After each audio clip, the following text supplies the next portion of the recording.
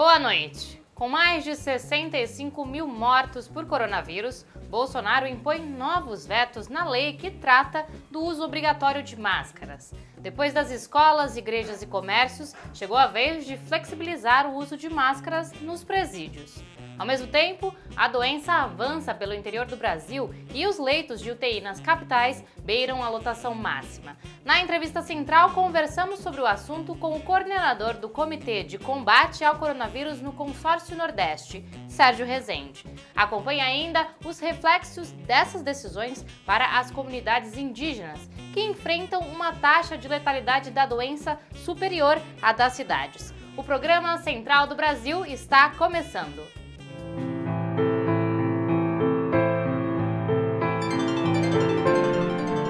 Central do Brasil. O programa Central do Brasil nasceu inspirado em uma experiência popular e brasileira de 1961. A criação de uma rede articulada entre rádios, que transmitia as vozes de lutadores sociais em defesa da ameaçada democracia. Foi um caminho eficiente para enfrentar um golpe de Estado. Nossa reportagem conversou com pessoas que vivenciaram a cadeia da legalidade e que nos apontam a importância de uma rede de comunicação popular. Vamos conferir. Como se enfrenta um golpe? Para saber uma resposta a essa pergunta, que está em todas as conversas, nós fomos falar com pessoas que enfrentaram e derrotaram um golpe militar. Aconteceu em 61, quando as Forças Armadas tentaram um golpe, mas foram obrigadas a recuar. Foi a campanha da legalidade, liderada pelo governador Leonel Brizola, que garantiu a posse de João Goulart e preservou a democracia, como nos explica Carlos Bastos. Como é que se evita o golpe? É tendo o apoio da opinião pública. Quando a opinião pública maciçamente está a favor daquele que está sendo visado pelos golpistas. O jornalista Batista Filho também tem o que contar sobre como se derrota um golpe. Mostrou para o Brasil, para o mundo, que pode sim uma população resistir se estiver organizada e, repetindo, se tiver liderança forte, autêntica. Tempo para preparar a resposta à sua atuação e, acima de tudo, apoio popular.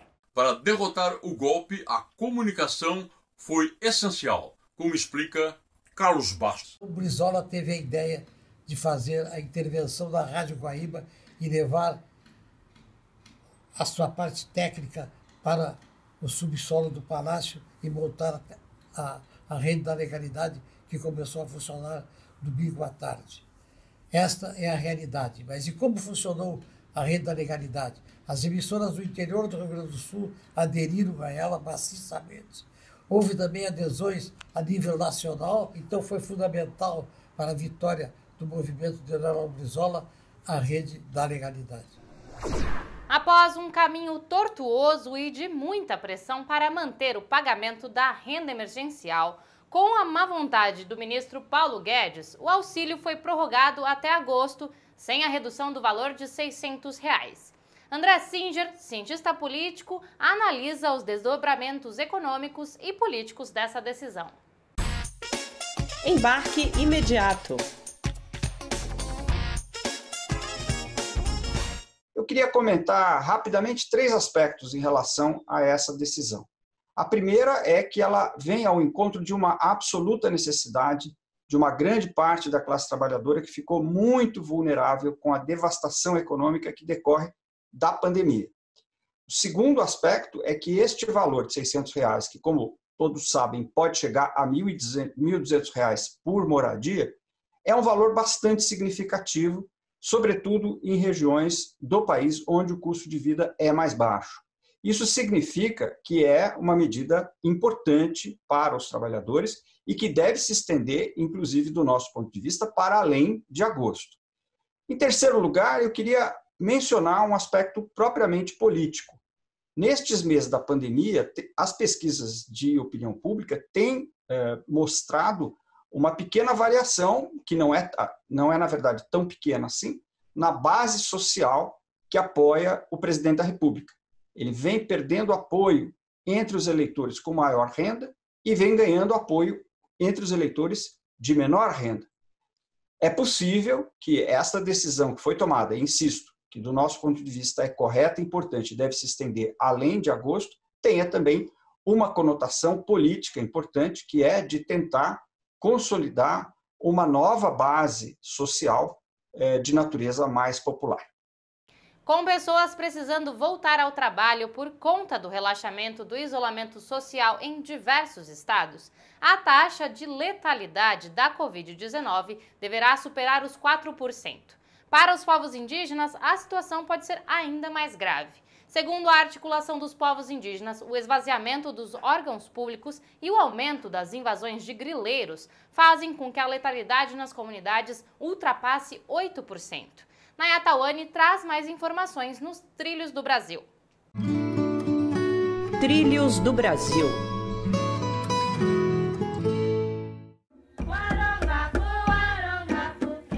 Os povos indígenas vivenciam uma situação crítica durante a pandemia.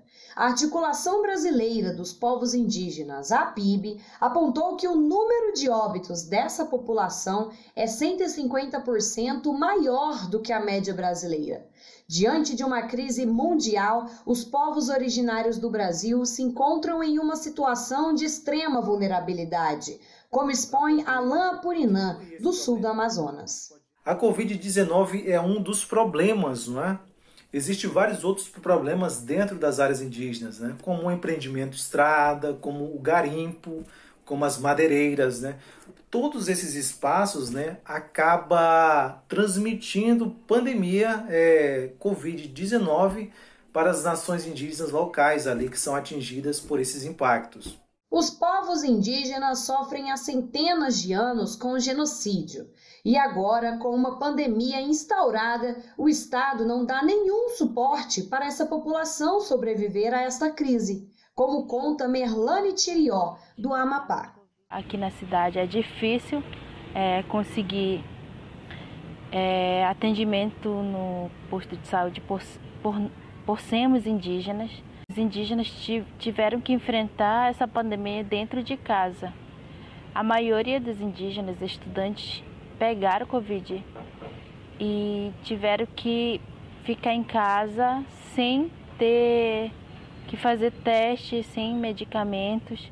Graciela Guarani, do Mato Grosso do Sul, expõe que a omissão do governo reforça o genocídio indígena. A gente sabe que existem ações predestinadas para os povos indígenas, só tem reforçado essa questão do genocídio, né, desse genocídio indígena, onde há esse apagamento, onde tem essas subnotificações, onde não há nenhuma ação eficaz de apoio a essas comunidades indígenas.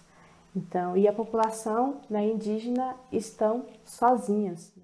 Diante dessa situação, os povos indígenas reivindicam medidas de proteção contra o coronavírus.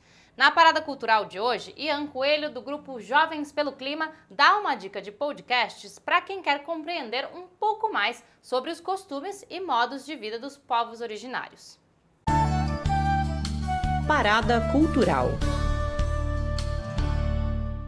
Oi, gente, meu nome é Ian Coelho, eu sou um ativista socioambiental do movimento Jovens pelo Clima Brasília e do movimento Greve pelo Clima Brasil, e a minha indicação cultural é o podcast Justificando, mais específico, o episódio Povos Indígenas e a Preservação da Amazônia, que fala justamente sobre essa harmonia que os povos indígenas têm com a natureza ao seu redor. A reabertura do comércio em diversas cidades, incluindo academias e bares, pode piorar um cenário que sequer apresentou melhoras. 13 capitais brasileiras estão com mais de 80% dos leitos de UTI ocupados. E com a interiorização da pandemia, a tendência é que os doentes em estados graves precisem recorrer aos leitos das capitais. Sobre o assunto, Jonatas Campos conversou com Sérgio Rezende, ex-ministro da Ciência e Tecnologia, que atua no Comitê do Consórcio Nordeste. Entrevista Central. Boa noite a todos e todas que acompanham a Central do Brasil. Nossa entrevista central de hoje é com o físico e professor da Universidade Federal de Pernambuco, Sérgio Rezende. Ele é da coordenação do Comitê Científico de Combate ao Coronavírus do Consórcio de Governadores do Nordeste. Boa noite, Sérgio, e eu já faço a primeira pergunta. O último relatório do comitê, do qual o senhor faz parte, alerta os governadores que afrouxar o isolamento social pode causar um efeito bumerangue na ocupação dos leitos hospitalares. O senhor pode explicar esse efeito? Esse vírus chegou ao Nordeste, mas também ao Brasil, pelas capitais. Chegou de avião, ele veio importado do exterior, e aqui no Nordeste ele veio importado principalmente do Rio de Janeiro e de São Paulo.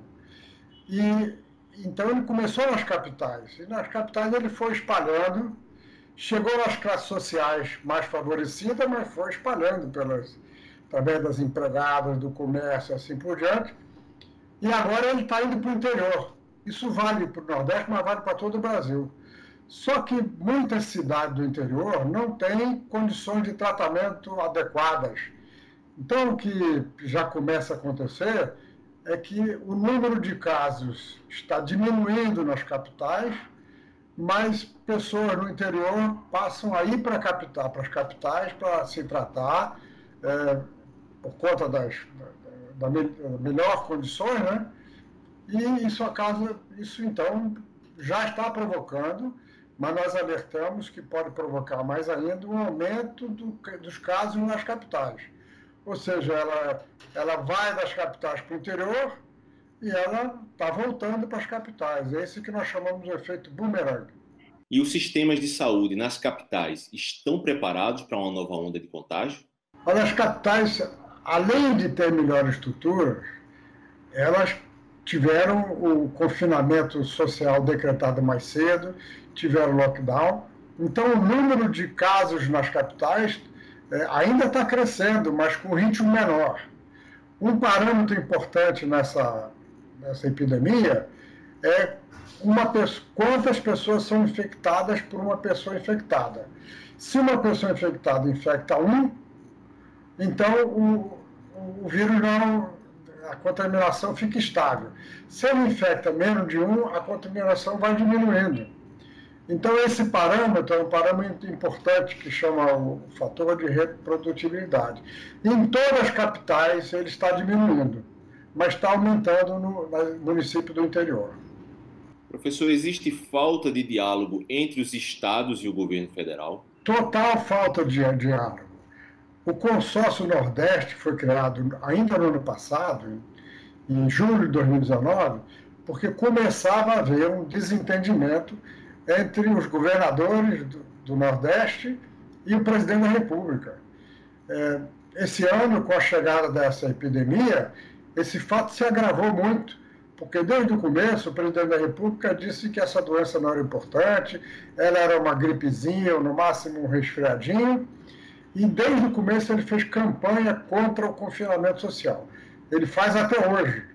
Então ele dá um mau exemplo para todo o país. Então, uma das razões pelas quais o confinamento social no Brasil não é tão alto quanto devia ser, quanto foi na Alemanha, por exemplo, porque o presidente da República ele é contra o confinamento social. E as cenas de ruas lotadas no bairro do Leblon, no Rio de Janeiro, circularam por todo o país. As classes altas e classes médias já perderam medo de contrair o coronavírus? É possível a gente fazer esse tipo de afirmação? Olha, nós ficamos estarrecidos com essas imagens das classes mais altas comemorando no Leblon, e as pessoas se encontrando, a maioria sem máscaras. É difícil saber o que passa na cabeça das pessoas, né? Grande parte delas é feita de jovens. Não sei se os jovens acham que eles são imunes a essa doença. Então, é ruim. Eles estão dando um exemplo ruim para o resto do Brasil. Eu aproveito para ressaltar que, com o relaxamento das medidas de isolamento social, é importante redobrar os cuidados. O aumento do fluxo de pessoas nas ruas reforça a relevância de ficar em casa. Quem precisar sair, use corretamente a máscara sobre nariz, boca e queixo, ao frequentar espaços públicos ou em que exista alguma aglomeração. A Central do Brasil fica por aqui, mas você pode enviar opiniões e sugestões para o nosso WhatsApp. O telefone é 011 93081 3336. A gente volta com mais debate político amanhã.